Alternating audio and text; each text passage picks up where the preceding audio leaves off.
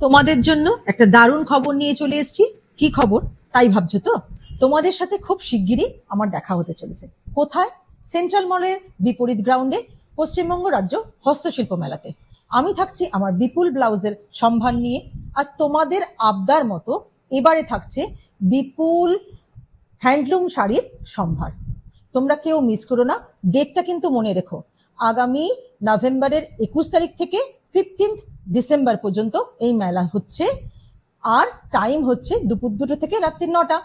প্রত্যেকে কিন্তু আসবে আমার সাথে দেখা করতে, আমার জিনিস দেখতে, নিজে হাতে পছন্দ করে যার যা পছন্দ একদম নিয়ে চলে যাও।